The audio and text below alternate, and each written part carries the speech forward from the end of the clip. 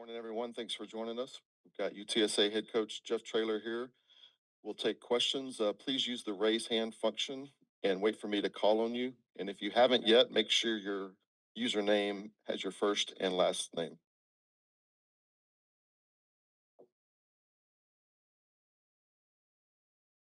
All right, Greg, go ahead and get us started.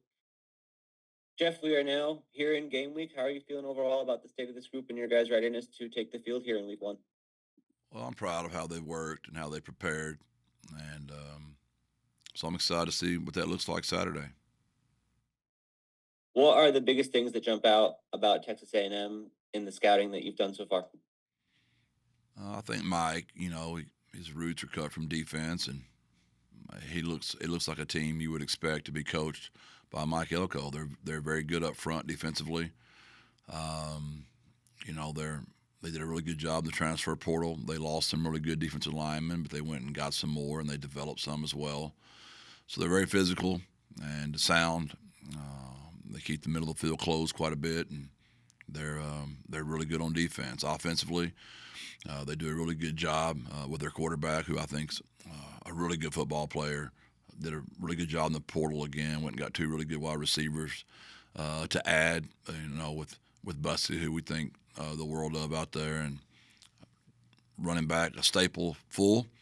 They do a good job with their scheme. They know what they want to do, and they stick to their plan. And obviously, they got very good special teams as well. They're a really good football team, and playing in probably the coolest environment in the entire country. So it'll be a great opportunity for us to go and see where we are right now. Their offensive line as well is regarded as one of the best in the country. Are there ways that you can game plan and scheme around that, or how difficult is it to attack a unit of that caliber? Yeah, there are things you can do, obviously, but whenever you're borrowing from one thing, you're making yourself short somewhere else. So, yeah, there are things you can do, but when you're that well coached and you know what you want to do, and you're that talented as well, it's formidable at best to ask our guys to hold up. We'll have to do some things to try to overcompensate, obviously, which will make us weaker in other areas. You mentioned that this will obviously be a big early test for your group. What are sort of the pros and cons of opening against a team of this caliber this early in the season? The pros are obviously nobody expects us to do very much, so you've got that, and then the negatives are just probably size difference, physicality, speed, coming out of the game healthy. Those kind of things are things you worry about. But yeah, it's a really cool venue to play in. So I'm excited our kids get to do that on the road. Obviously, we think our league is very good. So when you play opponents that are this good, it gets you ready for a very tough league. All right, Tyler, we'll go to you. Hi, Jeff. Tyler Shaw with KBTX in College Station. I just want to ask about your tight end, Houston Thomas. Kind of your expectations for him this year, and then I don't know, has he kind of talked about his homecoming? Coming back to his hometown and playing at Kyle Field. Obviously, we all know that where he's from, and we're excited about that for him. It's not like we've done anything special for that other than just to let him know he's going home. And really proud of Houston. He's a wide receiver coming out of high school. He's really developed into a good tight end. He's gotten a lot bigger and stronger and more physical. And we feel good about our entire tight end room. We feel good about Patrick Overmeyer and Dan Dishman as well. But Houston got voted into a single digit this year, got the 0. So really proud of him and how far he's come, and excited for him to go back home and play in front of the home crowd for him. JJ. Jeff, you mentioned that environment you guys are going to play in. It's something your guys are not unaccustomed to, playing at Texas and Tennessee. How do you guys prepare for that kind of big time environment? Well, we've done our best to try to pump in noise. We've heard every A&M song, and they've got a lot of them. Every chant, we mic and jump in there with them. We know them all so well. But there's nothing like it. I mean, that experience is one of a kind. They take great pride in it. They do a really good job of it. I've done my best to try to prepare our guys for that.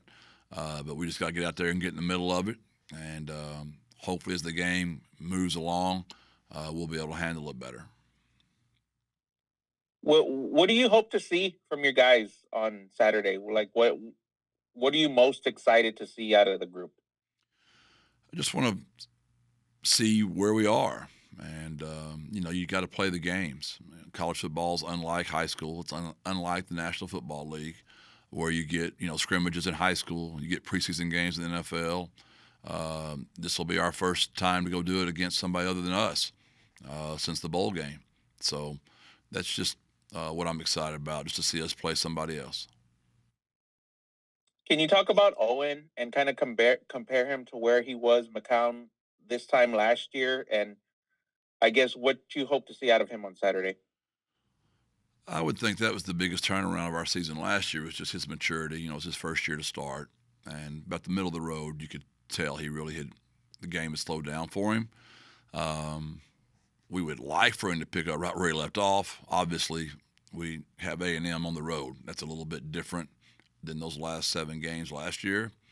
But if we protect him, he'll do a good job. But we just got to make sure we can protect him.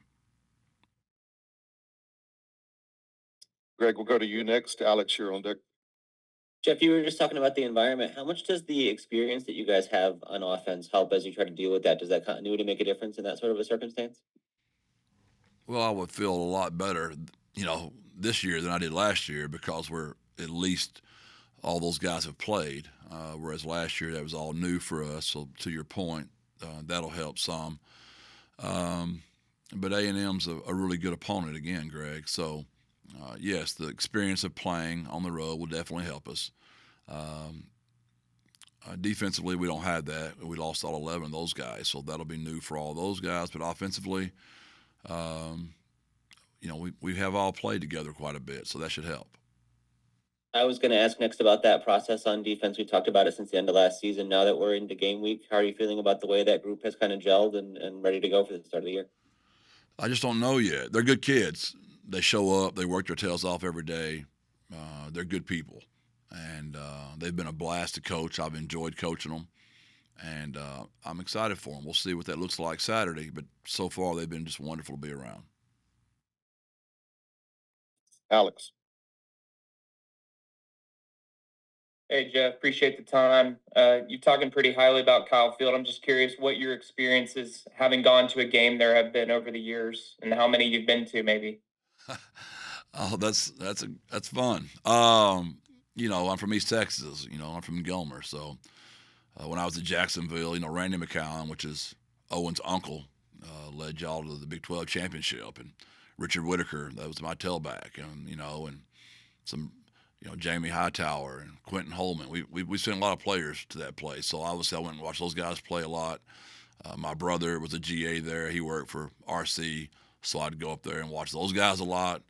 All 3 of my kids graduated from A&M. So Jordan actually played at A&M. I would hate to guess what that number is. It's really, really high. So yeah, the Traylors and A&M, we go back for a long, long time. So much respect for that place. Just taking all 3 kids to orientation. Never waited in one line. Everybody's as nice as can possibly be. You see what the big deal is about Texas A&M, and much respect for that place. Yeah, and just one more about Houston. You mentioned how he had earned one of those single-digit numbers. Just what's that say maybe about the way he's come on as a leader in your program over these last couple of years in particular? Yeah, I'm so thrilled for him. His grandmother and one of my best friends at Gilmer's mother were the best of friends. So I had an insight to a relationship to get Houston. And I know his grandmother has put tremendous pressure on me to make sure Houston's going to be just all right. So we've tried to do our best to take care of her wishes and Houston. And, man, he's developed off the field and on the field. And excited for him and the success he's had for us. Steve. Coach, after a season that had over 1,000 penalty yards and then playing in an environment like this at Kyle Field, what are some of the things that you've kind of instilled in the team to limit pre-snap penalties and just unnecessary flags here in this environment? Yeah, that really hurt us last year. To be very honest with you, we were extremely undisciplined last year. We've started on that since the beginning, and we've worked our tails off at that. Um, I do think it's going to be still hard when you're on the road in front of that many people, but we've worked harder than we ever have at just eliminating pre-snap and post-snap, and it's not like something that was ignored for whatever reason. We just got sloppy, and we've tried to really button up, and our players have really bought into that, and hopefully you'll see some improvement there Saturday. And then also, does the depth that you return both at running back and tight end, does that kind of make you feel more comfortable with a lot of different personnel groupings coming out of the gate this year? Well, we've always used our tight ends a lot here, so we've always tried to do that. Uh, we don't prepare for many teams on our schedule that are this deep, this well coached, this talented. So that brings another problem in it. But yes, we will try to give different presentations of our offense because our personnel can do so many things that are so multiple. Thanks, Coach. Thank you. Travis? Hi, Jeff. What has Tommy Robinson brought to the program, and what does it usually mean as a coach to be able to go back to a place that you've coached at before? Yeah, I mean, T. Rob's a veteran. He's been doing this forever. He had a good run there at A&M, and wife still lives there, so it's home for Tommy. And he's just when I interviewed Tommy, which I didn't need to interview him, I worked with him at the University of Texas, so it really wasn't like a real interview. But what was impressive is he talked about, he's been the best man in so many of his weddings. He's been of his players' weddings. He's been in so many of his players' weddings, and he's also coached quite a few Hall of Famers. And he never mentioned coaching a Hall of Famer once, but he did rave about how many weddings he's been in. I thought that was pretty cool, just about how much T-Rob loves his guys and how much he loves A&M. And he had a good run there, and I know he's excited to go back.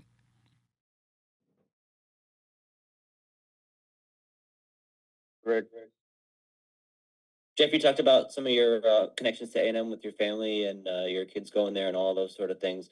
Obviously, when that head coaching job there was open a couple years ago, your name was rumored and mentioned in that. Do you reflect on that process and that time at all when you see that name pop up on the schedule this week? No, sir.